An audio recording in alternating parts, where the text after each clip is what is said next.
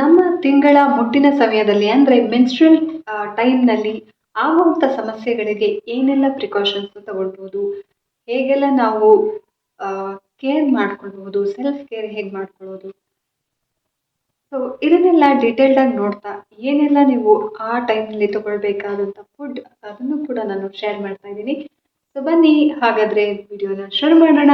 Welcome back to Shishir Shrikar's channel. ನಾನು ನಿಮ್ಮ ಪಂಕಜ. Video ಶುರು ಮಾಡೋಕ್ಕಿಂತ ಮುಂಚೆ ಯಾರೆಲ್ಲ ನನ್ನ ಚಾನಲ್ಗೆ ಸಬ್ಸ್ಕ್ರೈಬ್ ಆಗಿಲ್ವೋ ಈಗಲೇ ಸಬ್ಸ್ಕ್ರೈಬ್ ಮಾಡಬೇಡಿ. ವಿಡಿಯೋನ ಕಂಪ್ಲೀಟಾಗಿ ನೋಡಿ. ನಿಮ್ಗೆ ಇಷ್ಟ ಆಯಿತು ಅಂತಂದರೆ ಆಮೇಲೆ ಸಬ್ಸ್ಕ್ರೈಬ್ ಮಾಡ್ಕೊಳ್ಳಿ. ಕಮೆಂಟನ್ನು ಹಾಗೆ ನಿಮ್ಮ ಲೈಕನ್ನು ಶೇರ್ ಮಾಡೋದನ್ನು ಕೂಡ ಮರಿಬೇಡಿ. ವಿಡಿಯೋ ಕಂಪ್ಲೀಟಾಗಿ ನೋಡಾದ್ಮೇಲೆ ಅಂತ ಹೇಳ್ತಾ ಈಗ ನನ್ನ ವ್ಲಾಗನ್ನು ಶುರು ಮಾಡ್ತಾ ಇದ್ದೀನಿ, ಬನ್ನಿ. ಸೊ ಮೊದಲನೇದಾಗಿ ನಮಗೆ ಪೀರಿಯಡ್ಸ್ ಟೈಮ್ನಲ್ಲಿ ನಾವು ಏನು ಫೇಸ್ ಮಾಡ್ತೀವಿ ಅಂತಂದರೆ ಕಾಲು ನೋವು ಇರುತ್ತೆ, ಮತ್ತೆ ಬ್ಯಾಕ್ ಪೇನ್ ಇರುತ್ತೆ. ಸೊ ಈ ರೀತಿ ಬಾಡಿ ಪೇನ್ ತುಂಬಾ ಕಾಮನ್ ಆಗಿರುವಂತದ್ದು ಇದು. ಅಂದ್ರೆ ಲೈಕ್ ಪ್ರತಿಯೊಬ್ಬರೂ ಫೇಸ್ ಮಾಡುವಂತ ಪ್ರಾಬ್ಲಮ್ ಇದು ನಮ್ಮ ಮೆನ್ಸ್ಟ್ರಲ್ ಟೈಮ್ನಲ್ಲಿ, ಅಂದ್ರೆ ನಮ್ಮ ಪೀರಿಯಡ್ಸ್ ಟೈಮ್ನಲ್ಲಿ. ಸೊ ಅಂತ ಟೈಮ್ನಲ್ಲಿ ನಾವು ಏನ್ ಮಾಡ್ಬೋದು ಇದನ್ನ ಸ್ವಲ್ಪ ಅವಾಯ್ಡ್ ಮಾಡೋದಕ್ಕೆ ಅಂತಂದ್ರೆ, ನೀವು ಹಾಟ್ ವಾಟರ್ ಬ್ಯಾಗ್ನ ತಗೊಳ್ಬೋದು. ಸೊ ಒಂದು ಹಾಟ್ ವಾಟರ್ ಬ್ಯಾಗ್ ರೆಡಿ ಮಾಡ್ಕೊಂಡಿದ್ರೆ ನಿಮ್ಗೆ ಆ ಒಂದು ದಿನ ಅಂದ್ರೆ ನಿಮ್ಗೆ ನೋವು ಇರ್ಲಿ ಇಲ್ಲದೆ ಹೋಗ್ಲಿ, ಆ ಒಂದು ಬಾಡಿ ಸ್ಟ್ರೈನ್ ಏನಿದೆ ಅದು ರಿಲೀಫ್ ಆಗತ್ತೆ. ಅದಕ್ಕೆ ನಾರ್ಮಲಿ ನಾವು ಏನ್ ಮಾಡ್ತೀವಿ ಅಂತಂದ್ರೆ ಆ ದಿನ ನಾವು ತಲೆಗೆ ಬಿಸಿ ನೀರಿನ ಸ್ನಾನವನ್ನ ಏನ್ ಮಾಡ್ತೀವಿ ಅದು ಸಾಂಪ್ರದಾಯಿಕವಾಗಿ ಅಂತ ತುಂಬಾ ಜನ ಅನ್ಕೊಂಡಿದ್ದಾರೆ. ಅಲ್ಲ, ಆಕ್ಚುಲಿ ಸೈಂಟಿಫಿಕ್ ಆಗಿ ಕೂಡ ಈ ಟೈಮ್ನಲ್ಲಿ, ನಮ್ಮ ಪೀರಿಯಡ್ಸ್ ಟೈಮ್ನಲ್ಲಿ ನಾವು ನಮ್ಮ ಅಂದ್ರೆ ಉಗುರು ಬೆಚ್ಚಗಿನ ಸ್ನಾನ ಅಂತ ಹೇಳ್ಬೋದು. ತುಂಬಾ ಬಿಸಿ ನೀರನ್ನು ಒಳ್ಳೇದಲ್ಲ.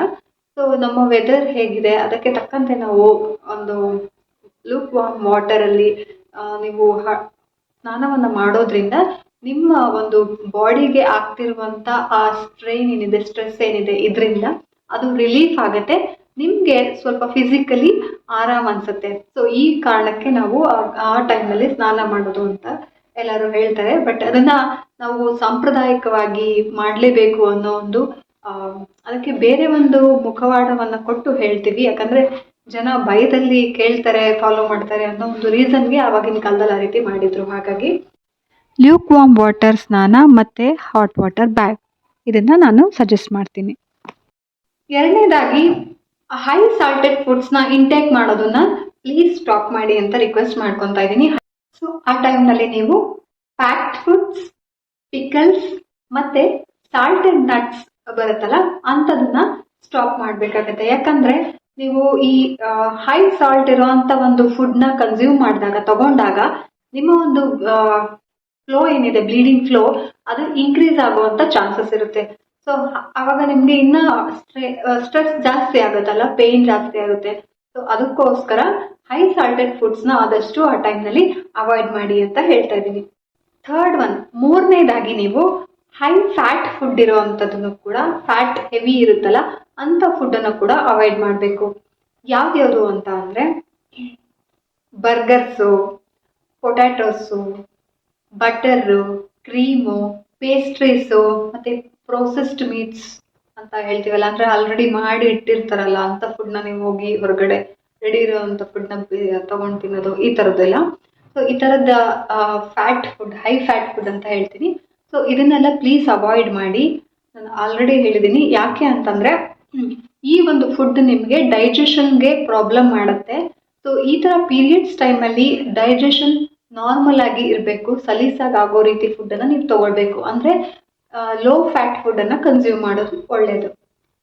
ಸೊ ಲೋ ಫ್ಯಾಟ್ ಫುಡ್ ಅಂತ ಅಂದರೆ ಏನು ಅಂದರೆ, ಈ ಸೊಪ್ಪುಗಳನ್ನ ತಗೊಳ್ಳೋದಾಗಿರ್ಬೋದು, ಕಾಳುಗಳನ್ನ ತಗೊಳ್ಳೋದು, ತರಕಾರಿಗಳನ್ನ ತಗೊಳ್ಳೋದು, ಈ ರೀತಿ ಕನ್ಸ್ಯೂಮ್ ಮಾಡಿ ಆದಷ್ಟು.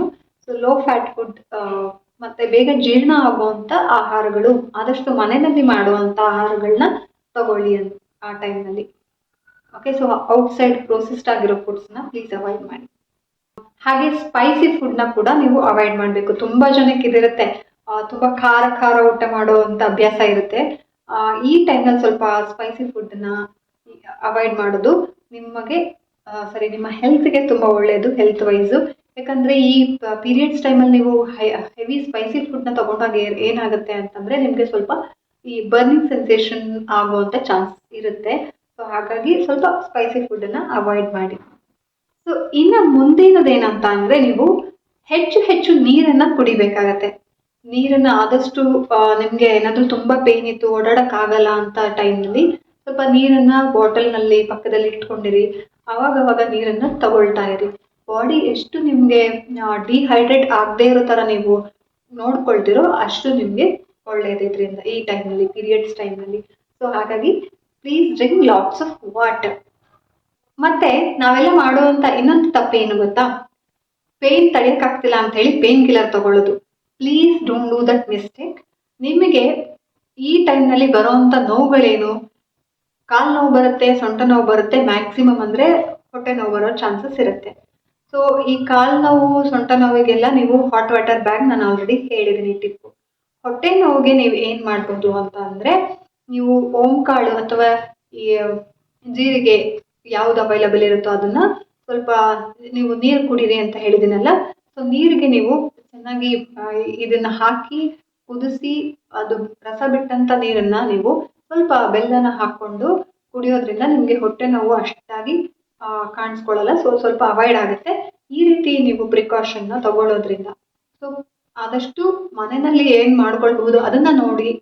ಪೇನ್ ಕಿಲ್ಲರ್ನ ಪ್ಲೀಸ್ ಅವಾಯ್ಡ್ ಮಾಡಿ. ಸೊ ಈ ಟೈಮ್ನಲ್ಲಿ ಅಂತಲ್ಲ, ಯಾವುದೇ ಒಂದು ಸಿಚುಯೇಷನ್ ಇರ್ಬೋದು, ತುಂಬಾ ತೀರಾ ಅತಿ ಕಂಟ್ರೋಲ್ ಮಾಡಕ್ ಆಗ್ತಿಲ್ಲ ಅನ್ನೋವಾಗ ಹೋಗ್ಬೇಕೇ ಹೊರತು ಪೇನ್ ಕಿಲ್ಲರ್ನೇ ನೀವು ಒಂದು ಅಡಿಕ್ಷನ್ ತರ ಮಾಡ್ಕೊಳ್ಬೇಡಿ. ಯಾಕಂದ್ರೆ ತುಂಬಾ ಜನ ನೋಡಿದೀನಿ, ಸ್ವಲ್ಪ ನೋವಿಗೂ ಪೇನ್ ಕಿಲ್ಲರ್ ತಗೊಳ್ತಾರೆ. ಅದು ಮುಂದೆ ನಮಗೆ ಕಿಡ್ನಿ ರಿಲೇಟೆಡ್ ಪ್ರಾಬ್ಲಮ್ಸ್ ಬರ್ದೇ ಇರಲಿ ಅನ್ನೋ ರೀಸನ್ಗೋಸ್ಕರ ನಾನು ಮತ್ತೆ ಇದನ್ನ ಸ್ಟ್ರೆಸ್ ಮಾಡಿ ಹೇಳ್ತಾ ಇದ್ದೀನಿ. Please avoid to take painkiller. ಮತ್ತೆ ನಿಮ್ಗೆ ಈಗ ಪೀರಿಯಡ್ಸ್ ಟೈಮ್ ಗೊತ್ತಿರುತ್ತಲ್ವಾ? ನಿಮ್ಮ ಕ್ಯಾಲೆಂಡರ್ ಎಲ್ಲ ಚೆಕ್ ಮಾಡ್ಕೊಳ್ತಾ ಇರ್ತೀರಾ, ಡೇಟ್ಸ್ ಗೊತ್ತಿರುತ್ತೆ. ಸೊ ಅಟ್ಲೀಸ್ಟ್ ನೀವು ನಾನ್ ಪೀರಿಯಡ್ಸ್ ಟೈಮ್ನಲ್ಲಿ, ಬೇರೆ ದಿನಗಳಲ್ಲಿ ಯೋಗಾಸನ ಮಾಡೋದ್ರಿಂದ ನಿಮಗೆ ಪೀರಿಯಡ್ಸ್ ಟೈಮ್ನಲ್ಲಿ ಬಾಡಿ ಸ್ಟ್ರೆಸ್ ಏನಿರುತ್ತೆ, ನಿಮಗೆ ಬಾಡಿ ಪೇನ್ಗೆ ಸ್ಟ್ರೆಸ್ ಆಗೋದು, ಮತ್ತೆ ಆ ಟೈಮ್ನಲ್ಲಿ ನಮಗೆ ಮೂಡ್ ಸ್ವಿಂಗ್ ಜಾಸ್ತಿ ಇರುತ್ತೆ ಪೀರಿಯಡ್ಸ್ ಟೈಮ್ನಲ್ಲಿ. ಸೊ ಅದೆಲ್ಲ ಅವಾಯ್ಡ್ ಆಗುತ್ತೆ. ಪ್ಲೀಸ್ ಯೋಗಾಸನನ ಮಾಡಿ. ಇದರಿಂದ ತುಂಬ ಉಪಯೋಗ ಇದೆ.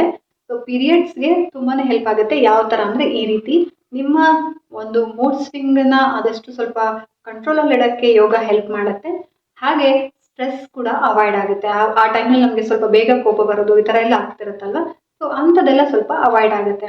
ಸೊ ಬೇರೆ ದಿನಗಳಲ್ಲಿ ನೀವು ಇದನ್ನು ಮಾಡಬಹುದು, ಏನು ಯೋಗಾಸನನ ಮಾಡಬಹುದು.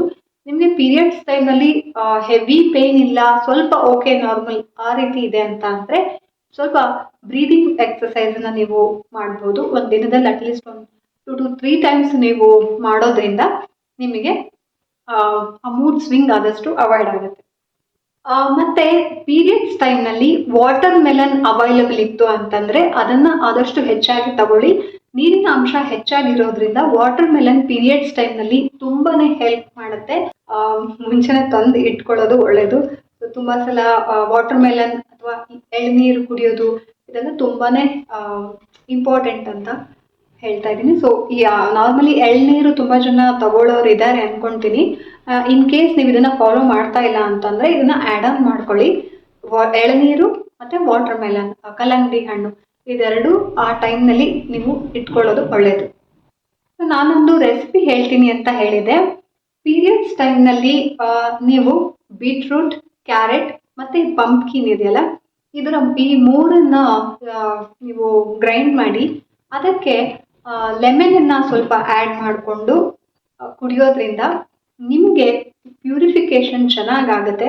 ಮತ್ತು ತುಂಬ ನಿಮ್ಮ ಒಂದು ಬಾಡಿನ ರಿಲ್ಯಾಕ್ಸ್ಡ್ ಆಗಿ ಇರಿಸುತ್ತೆ. ಇದು ಎನರ್ಜಿ ಇರುತ್ತೆ ನಿಮಗೆ ಪೀರಿಯಡ್ಸ್ ಟೈಮ್ನಲ್ಲಿ. ಸೊ ಹಾಗಾಗಿ ಈ ಒಂದು ಜ್ಯೂಸ್ನ ಟ್ರೈ ಮಾಡಿ. ಬೀಟ್ರೂಟ್, ಕ್ಯಾರೆಟ್, ಪಂಪ್ಕಿನ್ ಈ ಮೂರು. ಸೊ ಇದರ ಜೊತೆಗೆ ನೀವು ಲೆಮನ್ನ ಆ್ಯಡ್ ಮಾಡ್ಕೊಳ್ಬಹುದು. ಹಾಗೆ ರಾತ್ರಿ ಮಲಗೋಕೆ ಮುಂಚೆ ಹಾಲಿಗೆ ಸ್ವಲ್ಪ ಅರಿಶಿಣ ಬೆಲ್ಲನ ಹಾಕೊಂಡು ಕುಡಿಯೋದ್ರಿಂದ ಕೂಡ ನಿಮಗೆ ನೋವನ್ನು ಸ್ವಲ್ಪ ರಿಲ್ಯಾಕ್ಸ್ಡ್ ಆಗಿ ತಗೊಳ್ಳೋ ರೀತಿ ಆಗುತ್ತೆ. ಅಂದರೆ ಚೆನ್ನಾಗಿ ನಿದ್ರೆ ಬರೋದ್ರಿಂದ ನಿಮಗೆ ಆ ನೋವಿನ ಒಂದು ಪ್ರಮಾಣ ಅಷ್ಟಾಗಿ ಗೊತ್ತಾಗೋದಿಲ್ಲ. ಸೊ ಇದಿಷ್ಟು ಟಿಪ್ಸನ್ನು ನೀವು ಪೀರಿಯಡ್ಸ್ ಟೈಮ್ನಲ್ಲಿ ಟ್ರೈ ಮಾಡಿ ನೋಡಿ.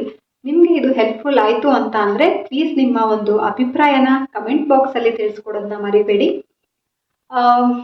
ಸೊ ವಿಡಿಯೋ ಇಷ್ಟ ಆಯಿತು ಅಂತ ಅಂದ್ಕೊಳ್ತಾ, ಯಾರೆಲ್ಲ ಇನ್ನು ಸಬ್ಸ್ಕ್ರೈಬ್ ಆಗಿಲ್ವೋ ಪ್ಲೀಸ್ ಸಬ್ಸ್ಕ್ರೈಬ್ ಮಾಡ್ಕೊಳ್ಳಿ ನನ್ನ ಚಾನಲ್ಗೆ ಅಂತ ಹೇಳ್ತಾ, ನಾನು ಮೆನ್ಸ್ಟ್ರಲ್ ಕಪ್ಸ್ ಬಗ್ಗೆ ಡೀಟೇಲ್ಡ್ ಆಗಿ ಸ್ಟೆಪ್ ವೈಸ್ ಹೇಳ್ಕೊಟ್ಟಿದ್ದೀನಿ ಹೇಗೆ ಇನ್ಸರ್ಟ್ ಮಾಡ್ಕೊಳ್ಳೋದು ಅಂತ. ಆ ವಿಡಿಯೋನ ಕೂಡ ನೀವು ನೋಡಬಹುದು. ಸೊ ಇಷ್ಟು ಹೇಳ್ತಾ ನನ್ನ ಈ ವ್ಲಾಗನ್ನು ಕಂಪ್ಲೀಟ್ ಮಾಡ್ತಾ ಇದ್ದೀನಿ. ಮತ್ತೆ ಮುಂದಿನ ಒಂದು ವ್ಲಾಗಲ್ಲಿ ಸಿಗ್ತೀನಿ. ಅಲ್ಲಿವರೆಗೂ ಯಾರೆಲ್ಲ ಇನ್ನೂ ಈ ವಿಡಿಯೋ ಲೈಕ್ ಮಾಡಿಲ್ಲ ಈಗಲೇ ಲೈಕ್ ಶೇರ್ ಮಾಡಿಬಿಡಿ, ಕಮೆಂಟ್ ಶೇರ್ ಮಾಡಿ, ಸಬ್ಸ್ಕ್ರೈಬ್ ಮಾಡ್ಕೊಳ್ಳಿ. ಟಾಟಾ ಬಾಯ್, ಧನ್ಯವಾದಗಳು.